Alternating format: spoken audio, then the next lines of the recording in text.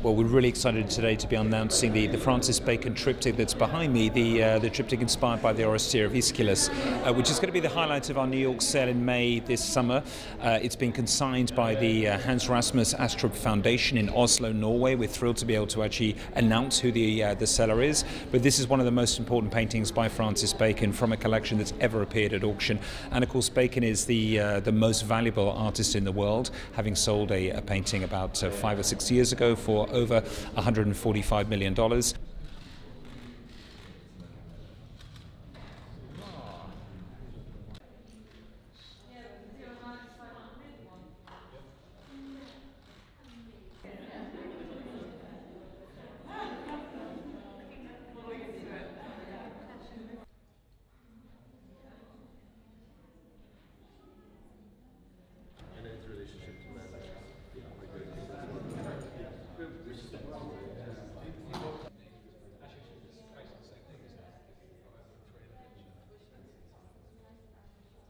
So it was painted in 1981, and throughout all of his life, Bacon at this point was in his 70s, but throughout his entire career he was incredibly inspired by Greek tragedy and Greek literature.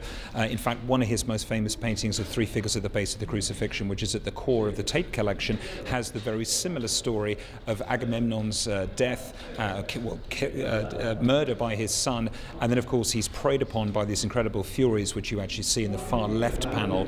But it's a painting which first exhibited at Marlborough Gallery here in 1981, and Bacon had worked, was very excited. We have evidence from Valerie Beston, who worked at the Marlborough Gallery. Her diary said he was extremely excited about this picture, and it's figured in major retrospectives at the Metropolitan in America, the Tate Gallery in London, and also most recently the Pompidou Gallery in Paris.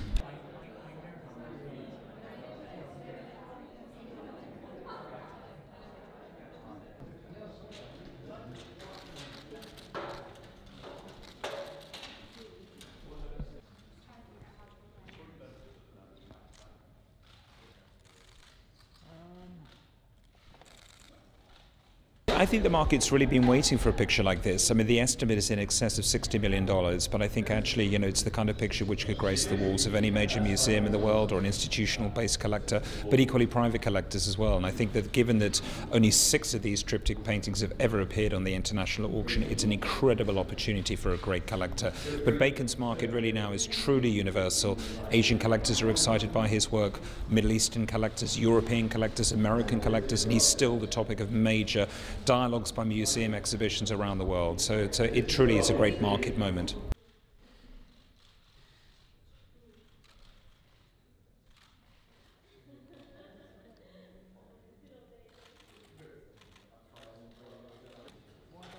And even the ones I thought I knew. Well, the one at the end.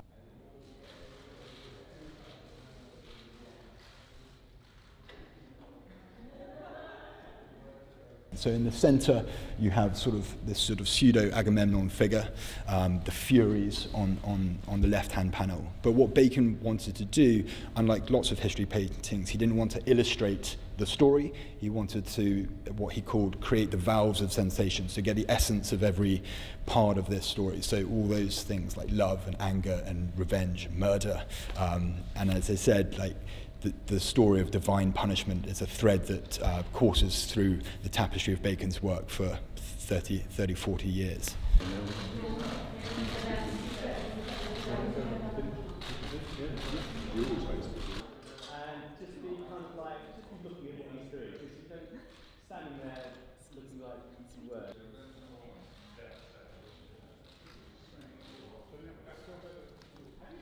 Looking at the painting, Francis Bacon, you can look at his career throughout the decades, much like Picasso.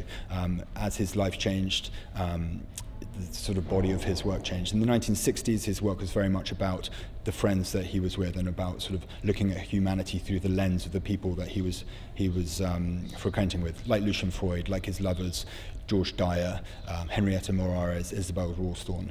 By this stage in his life in the 1980s, his life had he was nearing the final chapter of his own life, and so he's looking much more about the essence of humanity as a whole rather than with individuals.